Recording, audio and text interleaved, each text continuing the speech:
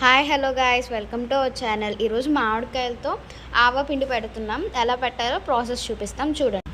ఈ మామిడికాయ ముక్కలు ఫస్ట్ తొక్కు తీసి పలుచగా కోసుకుంటాం కదా, కోసుకోవాలన్నమాట. చాలామంది తొక్కుతో పెట్టుకుంటారు, తొక్క తీసి కూడా పెట్టుకుంటారు. సో మేము ఇక్కడ తొక్క తీసి పెట్టుకుంటున్నాము. స్ట్రైట్గా ముక్కలు కోసుకోండి. మేము అవి స్ట్రైట్గా కోసుకున్నాం, మీరు బాక్సెస్లా కోసుకున్నా ఓకే. ఇప్పుడు కారం వేయాలి, మీకు సరిపడంత కారం, పసుపు, ఆవాపిండి, మెంతులు అన్నీ వేపేసి, ఆవాలు మెంతులు వేపేసి పౌడర్ కొట్టడమే. ఇది ఆవాపిండి.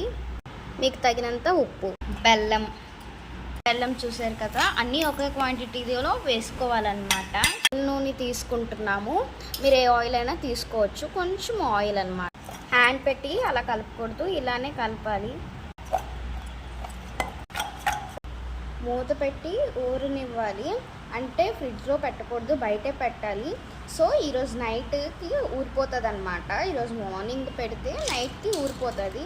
సో నైట్కి చూసారా ఊరిపోయింది. సో ఆవకాయ ముందు ఇది ఆవపిండి, మామిడికాయ ముక్కలు మ్యాండేటరీ. అంతేనా కాదా? కామెంట్ చేయండి. Bye bye.